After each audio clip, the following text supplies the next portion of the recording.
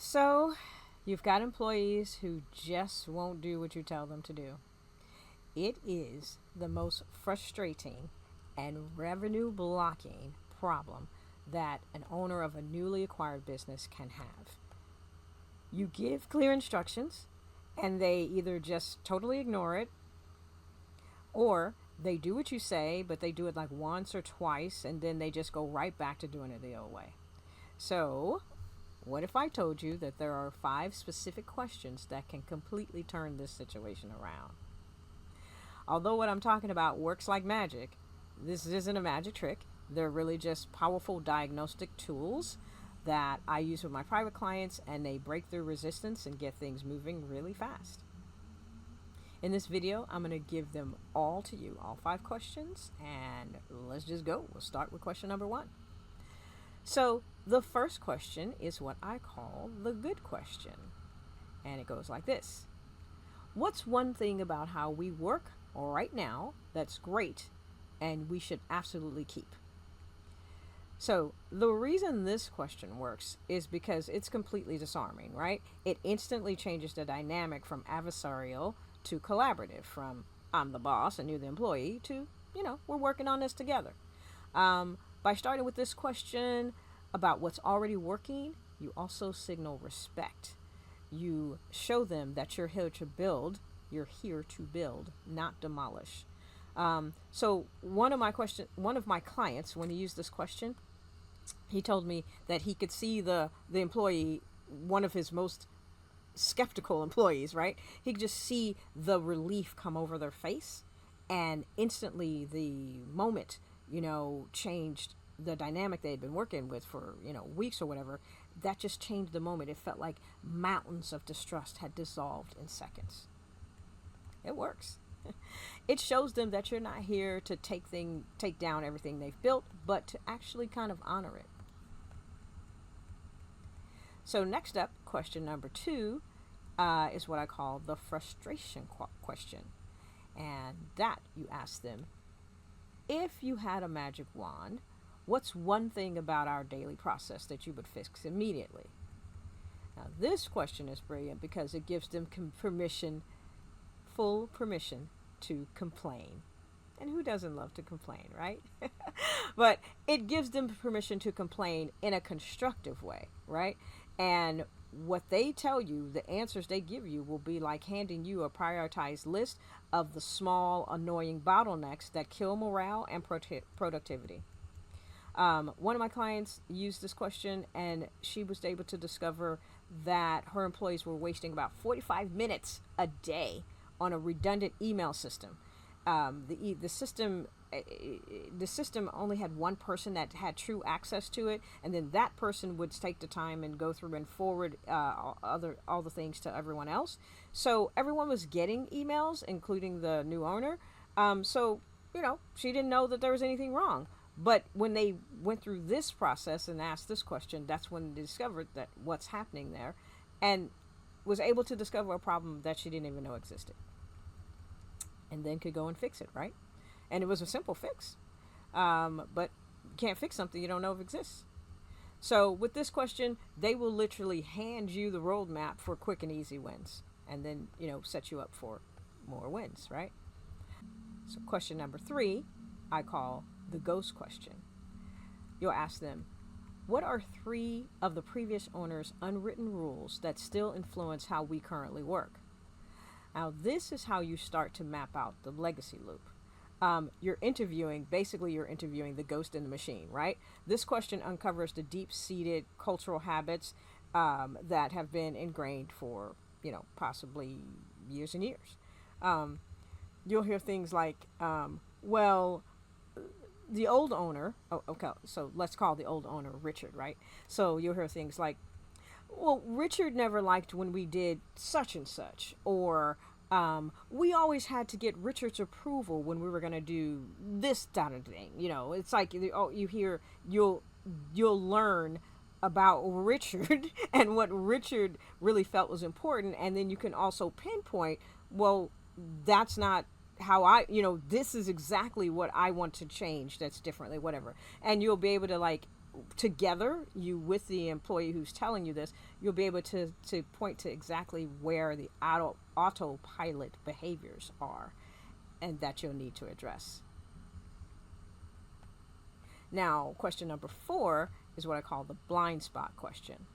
So this is where you are asking the employee to tell you where what you're missing. So a question like, if you were in owner's shoes, what's the one thing you might think a new owner might not be seeing? This is a trust builder question. It might be the most powerful question for building trust. I've seen this question turn an owner's biggest critic into their most valuable advisor and ally, right? So you're asking for their strategic insight, and it's a powerful way to show respect.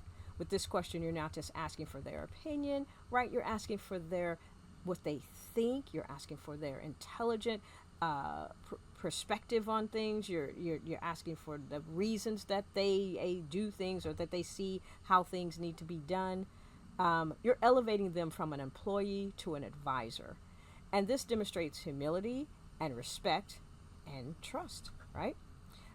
It's trust both ways. It shows you trust them. And then that is what helps build the trust for you. It's where you uncover some of your biggest and most valuable truths, and oftentimes something that no one else dare to tell you.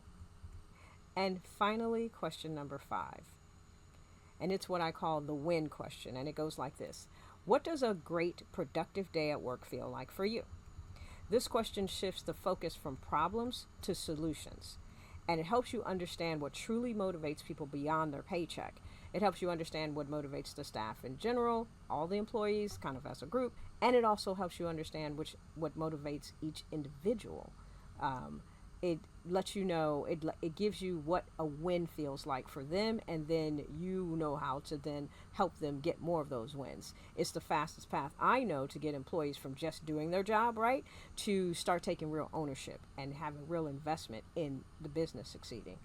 It helps you motivate what each unique person is looking for. When you know what a win looks like for them, then you can help them achieve it, and in turn, it helps them want to achieve the business goals. It aligns their personal success with the company's success. One of my clients, in working with them, we found that his staff, he had a staff of 5, but each one of them had their own resistance, yet also each one of them had very small things that they needed to get on board. And we would have had no idea what they were if we didn't ask them. So we did. And one of them in particular, I just want to mention it just to show how small these things might be that could make a big difference for their investment, was one of them. She really liked, she was really into the parties, right? Everybody, who doesn't like a party, right? We celebrate everybody's birthday in the office, or whatever, or you celebrate a holiday or things like that. And you just do it like at lunch. It might be a quick thing. And for some people, that's like, cool. We go, we get a little cake, and we leave, and it's no big deal. But for this particular employee, it was really important to her. Like, she really took these things seriously, and she was into decorating, and she would buy decorations herself.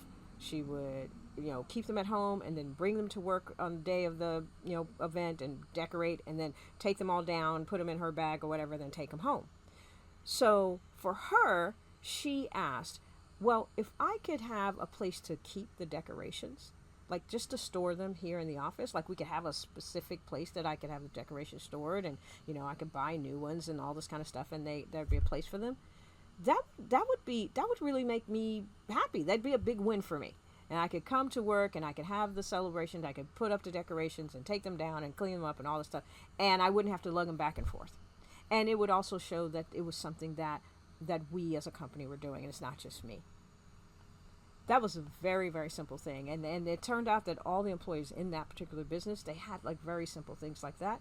And when the owner was able to know them, then, it cost him, maybe $100 or whatever to make everybody totally happy, change the whole dynamic of everything. So you need to ask these questions, And you need to have them, you need to put them in a position to feel comfortable to answer them and let you know these things. So there you have it.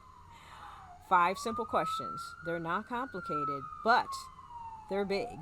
They use together. They're as a part of a structured listening tour.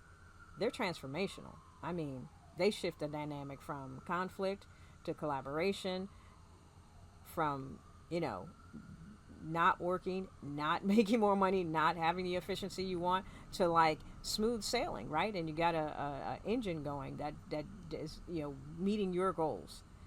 It's amazing how big of a transformation it could be. And in order to get that transformation, this kind of diagnostic questioning gives you the raw data you need to build the plan, to build the real plan that gets you, not only changes things and changes the dynamic, but gets you on the path to, like I say, getting going, moving in the direction that you're trying to get to and get your goals accomplished. Now, in case it's helpful, I put these 5 questions along with a bit more context on how to run your listening tour effectively. I've put all this stuff into a simple 2-page PDF. It's called the Legacy Loop Diagnostic Kit, and it's completely free. So to get your free copy, just click the first link below in the description. Grab your kit, start listening to your team, getting more clarity in your business today. And I'll see you in the next video.